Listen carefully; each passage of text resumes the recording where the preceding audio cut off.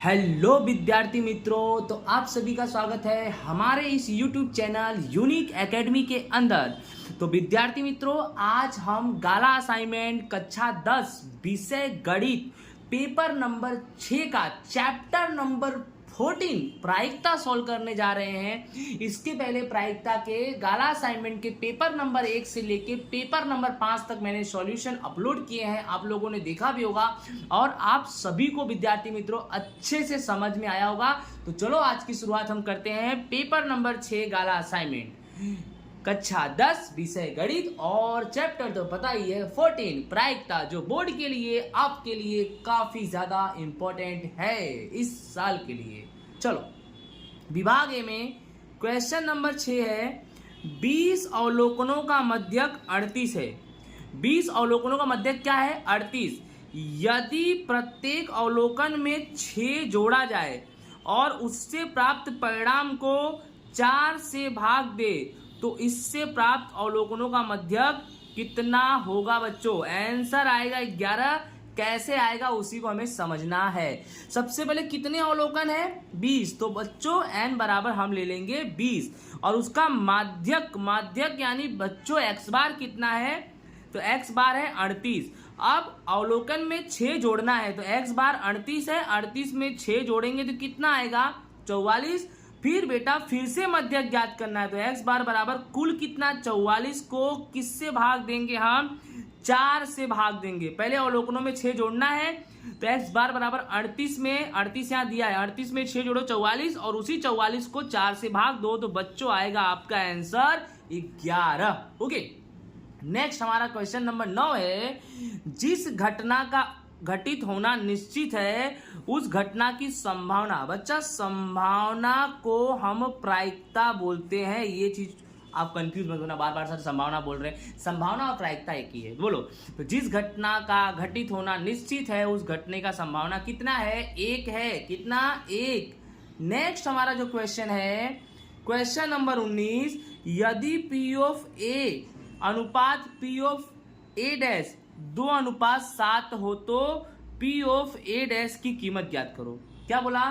यदि P of ए अनुपात P of A dash 2:7 हो तो P ऑफ ए डैश की कीमत ज्ञात करो। तो सबसे पहले P ऑफ ए अनुपात P ऑफ ए डैश, तो P ऑफ ए बटे में P ऑफ ए डैश बराबर 2:7 यानी बच्चों 2/7। अब हम क्या करेंगे? क्रॉस में गुणा, 7 का गुणा करेंगे P ऑफ ए से तो 7 P ऑफ ए आएगा और 2 का गुणा करेंगे P ऑफ ए डैश से तो 2 P ऑफ ए डैश आएगा। अब 7 P ऑफ ए बराबर 2 का गुणा, देखो यहाँ पर 2 लिखा और P ऑफ ए डैश का मतलब होता है 1 माइनस P ऑफ ए। ध्यान से समझना, 7 P ऑफ ए लिखा, 2 लिखा और P ऑफ ए डैश का मतलब होता है 1 माइनस P ऑफ ए। तो 7 P ऑफ ए बराबर 2 का गुणा 1 में करेंगे 2 माइनस और 2 का गुणा P ऑफ ए में करेंगे तो 2 P ऑफ ए आएगा। फिर 7 P of a minus 2 P of a को इधर लाएंगे प्लस 2 P ऑफ ए हो जाएगा और बराबर में क्या बचेगा? 2। फिर 7 और 2 बेटा 9 P ऑफ ए बराबर कितना हो जाएगा? 2। तो बेटा यहां से P ऑफ ए लिखेंगे तो 2 P ऑफ ए के साथ में 9 है तो 9 नीचे, यानी P ऑफ ए बराबर बच्चों 2/9 आएगा। लेकिन हमें क्या ज्ञात करना है? P of A dash. तो बच्चों P ऑफ ए डैश का सूत्र होता है 1 माइनस P ऑफ ए।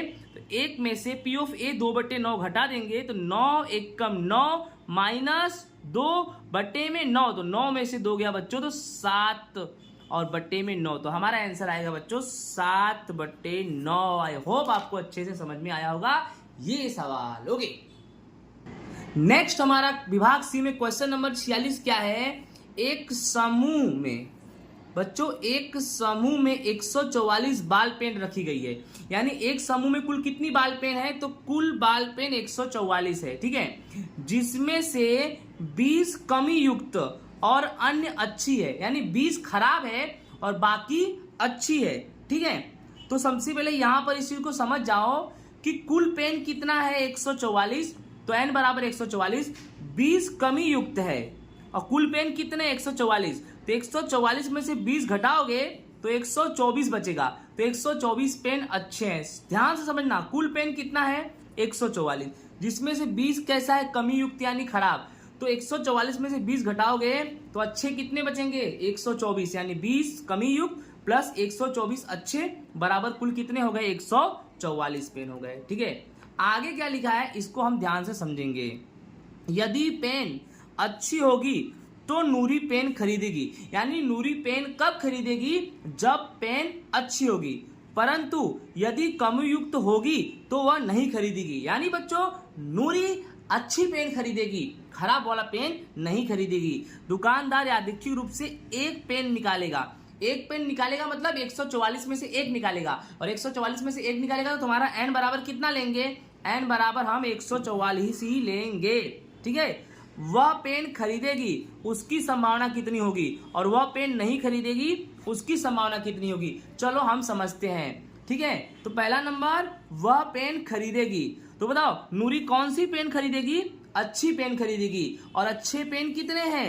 124, तो m बराबर कितना आएगा? 124, तो P ऑफ A बराबर m बटे n, यानी 124 बटे में 144। अब इसको काटो, 2 से काटोगे 124 को तो 62 आएगा, और 144 को 2 से काटोगे तो 72 आएगा। अब 62 को 2 से काटोगे तो 31 आएगा, और 72 को 2 से काटोगे तो 36 आएगा। यानी बच्चों आपका आंसर आएगा 31 बटे में 36।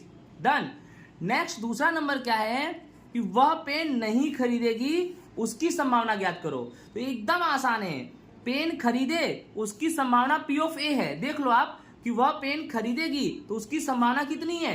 P ऑफ A, और अगर ना खरीदे तो उसकी संभावना को हम क्या बोलेंगे? P ऑफ A डैश बोलेंगे। तो एकदम आसान है कि P ऑफ A डैश बराबर 1 माइनस P ऑफ A, इसका सूत्र होता है 1 माइनस P ऑफ A। तो 1 माइनस P ऑफ A कितना है तुम्हारा? तो P ऑफ A तुम्हारा 31 बटे 36 है। आप चेक कर सकते हो P ऑफ A तुम्हारा क्या है? 31 बटे 36। तो 1 माइनस 31 बटे 36, तो 36 एक कम 36, ऐसे 36 एक कम 36 माइनस 31 और बटे में तुम्हारा 36, और 36 में से 31 गया तो कितना बचा? 5, और बटे में 36, यानी आपका आंसर आएगा 5 बटे 36। आई होप आपको समझ में आया होगा ये वाला सवाल। नेक्स्ट बच्चों हमारा क्वेश्चन विभाग डी का 53 है कि एक भूरा और एक ग्रे ऐसे दो पासों को एक साथ उछाला जाता है तो पासे के ऊपर की सतह पर दिखने वाली संख्याओं का योग 8 हो, 13 हो, 12 या उससे छोटी हो, और चौथा नंबर क्या लिखा है? 3 का गुणक हो, उसकी संभावना ज्ञात करो। तो आपको अच्छे से मालूम है कि दो पासे को एक साथ उछालेंगे तो n बराबर कितना मिलेगा? 36, और परिणाम आपके सामने है और आपको बनाने भी आता है।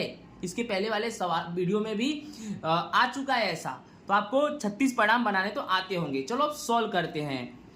पहला नंबर क्या है? 8 हो, यानी पासों पर का योग क्या हो? 8। तो कौन कौन का योग 8 होगा? तो 2 6, 3 5, 4 4, 5 3, 6 2। ठीक है, यानी 2 6 8, 5 3 8, 4 4 8, 5 3 8, 6 2 8, यानी 1 2 3 4 5, यानी m बराबर कितना ले लेंगे? 5। तो P ऑफ A बराबर m बटे n, 5 बटे में 36, कुल परिणाम 36 है। एकदम आसान है भाई। दूसरा नंबर 13 हो, तो 13 हो तो आपको अच्छे से मालूम है कि 13 तो होगा ही नहीं, क्योंकि जो छेल्ला नंबर है वो 6 और 6 है, और 6 6 12 होता है।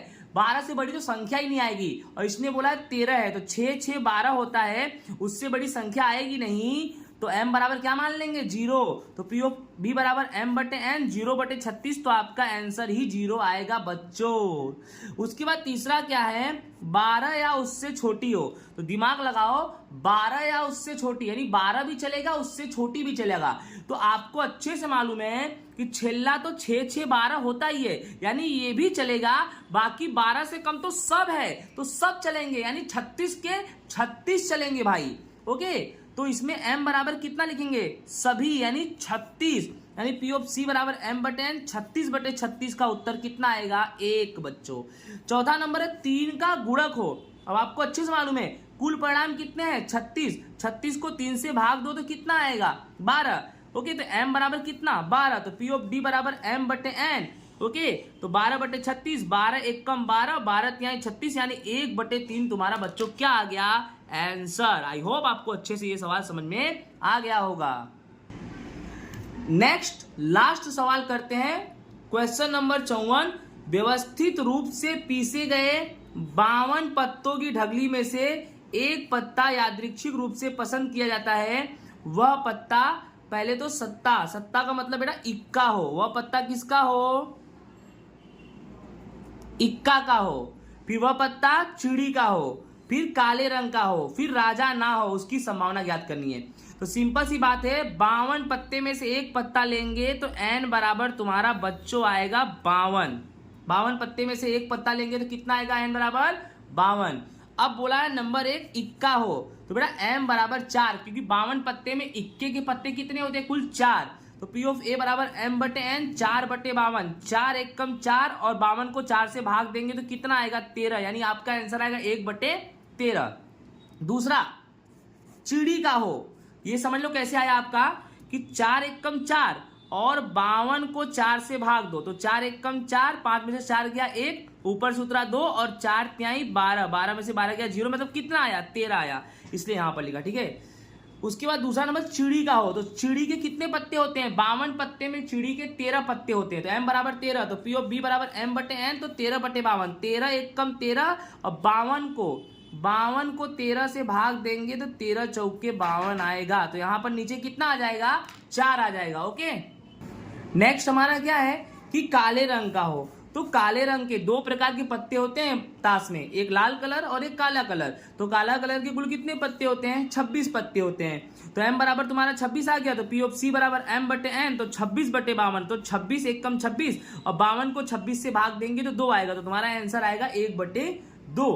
उसके बाद चौथा नंबर लास्ट है कि राजा ना हो, तो आपको अच्छे से पता है कि ताश के 52 पत्ते में राजा के पत्ते कितने होते हैं, 4 होते हैं और कुल पत्ते कितने होते हैं 52, तो बोला राजा ना हो, तो 52 में से 4 घटा दो तो कितना बचेगा 48, तो P ऑफ D बराबर m बटे n, यानी 48 बट्टे में 52।